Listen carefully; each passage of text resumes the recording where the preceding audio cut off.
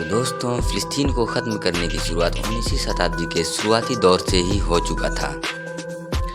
जब तक उस्मानी सल्तनत यानी ओटोमन साम्राज्य मजबूत था, तो फ़िलिस्तीन पर कोई भी कब्जा नहीं कर पाया था। लेकिन उस्मानी सल्तनत की खौफ की वजह से वहाँ पर हक जमाने से कोई भी देश डरता था, जिससे दुश्मन देश ब्रिटेन, उस समय का बरतानिया, रूस और अमेरिका ने मिलकर उस्मानी सल्तनत को कमज़ोर करने का प्रयास चालू कर दिया, जिससे प्रथम विश्व युद्ध की शुरुआत हो गई और जिसमें जर्मनी और उस्मानी सल्तनत को हार का सामना करना पड़ा। और 1918 ईस्वी में फ़िलिस्तीन ब्रिटेन के कब्जे में हो गया। 1918 के क्लेमेक्यूलायड जार्ड समझौते में जॉर्डन को फ़िलिस्तीन में जोड़कर ट्रांस जॉर्डन कर दिया गया। अनिवार्य फ़िलिस्तीन में अंतर सामुदायिक संघर्ष ने अंततः 1936 से 1939 अरब विद्रोह और 1944 से 1948 यहूदी विद्रोह को जन्म दिया। 2 हफ्ते बाद औपनिवेशिक सचिव आर्थर क्रिस जोन्स ने घोषणा की कि ब्रिटिश शासनादेश 15 मई 1948 ईस्वी को ख़त्म हो जाएगा।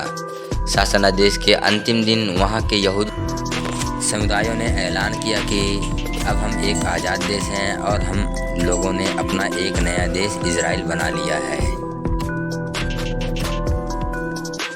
फ़िलिस्तीन के लिए संयुक्त राष्ट्र विभाजन योजना की विफलता के बाद 1947 से 1949 का फ़िलिस्तीन युद्ध इजराइल के बीच अलग फ़िलिस्तीनी पश्चिमी तट पर जॉर्डन के कब्जे और गजा पट्टी में मिस्र के पूर्वी फ़िलिस्तीन के साथ बंद हुआ और इसमें अरबों को भी गुमराह किया गया।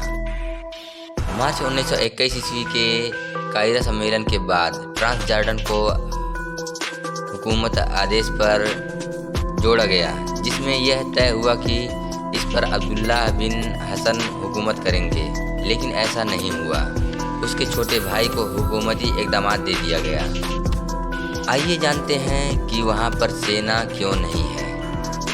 पहले जब 1948 ईस्वी में इजराइल को वजूद में लाया गया तो उस वक्त फ़िलिस्तीनी लोग बहुत कमज़ोर थे हथियार और पैसे के मामले में, और वहाँ के लोग बहुत ही दयालु थे। और वहीं यहूदी लोग जो कि पहले से ही तैयार थे और अमेरिका का भी साथ था। इजराइल को वजूद में आने के बाद कई अरब देशों ने मिलकर इजराइल को ख़त्म करने का प्रयास किया, लेकिन उनको हार का सामना करना पड़ा, जिससे इजराइल और भी मजबूत हो गया। पहले फ़िलिस्तीन और हमास के लोग साथ में मिलकर राजनीतिक काम करते थे, जो 1980 के दशक के अंत में मुस्लिम ब्रदरहुड फ़िलिस्तीनी शाखा से अलग हो गया। हमास ने 2006 में चुनावों में अपनी प्रतिद्वंदी राजनीतिक पार्टी को हराने के बाद गाज़ा पट्टी पर कब्जा कर लिया। कहा जाता है कि हमास को खड़ा करने वाला इजराइल ही था, जो फ़िलिस्तीनियों को आपस में लड़ाने के लिए उसको फंड भी दिया था।